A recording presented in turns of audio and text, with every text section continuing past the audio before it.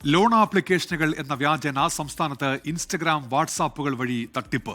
60,000 രൂപ അക്കൗണ്ടിലുണ്ടെങ്കിൽ 2 ലക്ഷം രൂപ വായ്പ അനുവദിക്കും എന്ന പേരിലാണ് തട്ടിപ്പ്. കൊല്ലം സ്വദേശിനിയുടെ 60,000 രൂപ ഓൺലൈൻ തട്ടിപ്പിലൂടെ നഷ്ടമായി. പണം തട്ടിയെടുത്തതിന്റെ രേഖകളും ശബ്ദ സന്ദേശവും 24-ന് ലഭിച്ചു. അതിൽ മേഡത്തിന്റെ മിനിമം ബാലൻസ് കറക്റ്റ് 60,000 മാത്രം അടിക്കുക. അപ്പൊ 60 അടിക്കുമ്പോഴത്തേക്ക് എന്റെ അക്കൗണ്ടിൽ കിടക്കുന്ന പൈസ അങ്ങോട്ട് ട്രാൻസ്ഫർ ആയി പോകത്തില്ലേ? ഇല്ല, എമൗണ്ട് ട്രാൻസ്ഫർ അല്ല മേഡം, അത് നമ്മൾ മെർജ് ചെയ്യുന്നതാണ്. അതാണ് ടിക്ക് ചെയ്യില്ലെന്നാണ്. അത് ഞാൻ പറയുന്നത് ടിക്ക് ചെയ്യില്ല, എനിക്ക് ഇവിടെ കമ്പ്യൂട്ടറിൽ എൻ്റർ ചെയ്യാനുള്ളതാണ്. ഓക്കെ, 60 അടിച്ചിട്ടുണ്ട്. 60,000 അടിച്ചിട്ടുണ്ടല്ലോ. ഓക്കെ, വെയിറ്റ് ആണ് മേഡം, എനിക്ക് ഇവിടെ എൻ്റർ ചെയ്യാൻ ടിക്ക് ചെയ്യരുത്. അക്കൗണ്ടിന് മേഡത്തിന്റെ പൈസ പോകുമായിരുന്നെങ്കിൽ അത് അടയ്ക്കാൻ പറഞ്ഞ പോലെ മേഡം. 2 ലക്ഷമാണ് മേഡം ഇവിടെ ലോൺ എമൗണ്ട് പ്രൊവൈഡ് ചെയ്യുന്നത്. അതില് ക്ലിക്ക് ചെയ്താൽ എമൗണ്ട് പോകത്തില്ലേ? എമൗണ്ട് പോകത്തില്ല മേഡം, അത് മെർജ് ആവുന്നതാണ്. അത് ഇനിയുണ്ട്, ആദ്യത്തെ ടിക്ക് മാത്രം കൊടുത്തു. ഇപ്പൊ അതിൽ മേഡത്തിന്റെ മിനിമം ബാലൻസ് കാണിക്കുന്നുണ്ട്, 60,000 പറഞ്ഞ് കാണിക്കുന്നുണ്ട്. അത് ടിക്ക് ചെയ്തിട്ട് മേഡത്തിന്റെ പാസ്വേഡ് മാത്രം കൊടുക്കുക. പാസ്വേഡിന് ശേഷം വരുന്ന സബ്മിറ്റ് കൊടുക്കരുത് കേട്ടോ. ഇപ്പൊ എനിക്ക് വന്നേക്കുന്നതേ ചൂസ് അക്കൗണ്ട് എന്നും പറഞ്ഞ് എന്റെ കേരള ഗ്രാമീൺ അക്കൗണ്ടും പേ 60,000 എന്നും പറഞ്ഞിട്ടാണ് വന്നേക്കുന്നത്. അതെ മേഡം, അത് പേ ക്ലിക്ക് ചെയ്യുമ്പോൾ മേഡത്തിന്റെ പാസ്വേഡ് ചോദിക്കും. ആ പാസ്വേഡ് അടിച്ചിട്ട് വെയിറ്റ് ചെയ്യുക, സബ്മിറ്റ് കൊടുക്കരുതെന്നാ പറയുന്നത്. പാസ്വേഡ് അടിക്കുമ്പോൾ തന്നെ പേയ്മെന്റ് പോകത്തില്ലേ? ഇതിന്റെ പേയ്മെന്റ് പോകത്തില്ല മേഡം, അതല്ലേ ഞാൻ പറഞ്ഞത്. മെർജ് ചെയ്യുമ്പോൾ നമ്മൾ അത് പാസ്വേഡിന് ശേഷം ഒരു ടിക്ക് ചോദിക്കും, അല്ലെങ്കിൽ സബ്മിറ്റ് ചെയ്യും. പാസ്വേഡ് അടിച്ചിട്ട് ടിക്ക് കൊടുക്കരുത് പറയാതെ. അത് പോയി പേയ്മെന്റ്. ടിക്ക് കൊടുത്തില്ലല്ലോ, കൊടുക്കാതെ തന്നെ പോയി. രണ്ടെന്ന് പറഞ്ഞ് കാണിച്ചോ? സലീം മാലിക്കുണ്ട് ഇപ്പോൾ വിവരങ്ങളുമായി തിരുവനന്തപുരത്ത് നിന്ന്. സലീം, ഇത് ഒരു പുതിയ തട്ടിപ്പാണല്ലോ സലീം?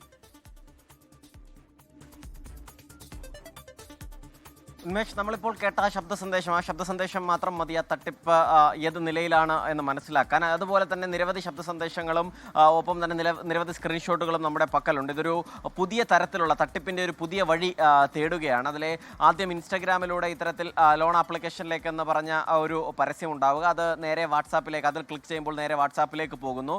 ആ വാട്സാപ്പിൽ നിന്നും ഈ ചാറ്റ് ചെയ്ത് ഏത് നിലയിലാണ് ഈ ലോൺ എടുക്കേണ്ടത് എന്നതുൾപ്പെടെയുള്ള നിർദ്ദേശങ്ങൾ നൽകുന്നു. അവർ ഒരു ആപ്ലിക്കേഷൻ്റെ ലിങ്ക് നൽകുന്നു. ആ നിലയിലാണ് ഇപ്പോൾ പരാതി വന്നിരിക്കുന്നത്. ആ ആപ്ലിക്കേഷൻ്റെ ലിങ്കുമായി ബന്ധപ്പെട്ട് അവരോട് സംസാരിക്കുമ്പോൾ താങ്കളുടെ അക്കൗണ്ടിൽ തിരിച്ചടവൽ ശേഷി കുറവായതിനാൽ ചില കണ്ടീഷനോടുകൂടിയാണ് പണം അനുവദിക്കുക എന്ന് പറയുന്നു. അങ്ങനെ ഈ പണം അനുവദിക്കുന്നതുമായി ബന്ധപ്പെട്ട പ്രക്രിയകളിൽ ഈ തൊട്ടപ്പുറത്തുള്ള ആളുടെ വിശ്വാസം നേടിയെടുക്കുക എന്നുള്ളതാണ്. അതിന് പല നിലയിൽ ഈ സ്വന്തം ഈ പ്രദേശം, താമസിക്കുന്ന പ്രദേശം ഏത് എന്നൊക്കെ ചോദിച്ച് പിന്നീട് അവിടെയുള്ള ഓരോ സ്ഥലങ്ങളുമൊക്കെ പരിചയപ്പെടുത്തിക്കൊണ്ട് അത്രയും വിശ്വാസ്യത നേടിയെടുക്കുക. അതിനുശേഷം പണം അങ്ങോട്ട് ആവശ്യപ്പെട്ട ആരെങ്കിലും ലോൺ തരുമോ എന്ന് ചോദിക്കുക. അതിന് പിന്നാലെ തന്നെ ഒരു പ്രത്യേക സാഹചര്യത്തിൽ ഈ പണം ഇങ്ങോട്ട് അയക്കേണ്ടതില്ല, പകരം എത്ര രൂപ അക്കൗണ്ടിലുണ്ട് എന്ന് രജിസ്റ്റർ ചെയ്യാൻ പറയുക.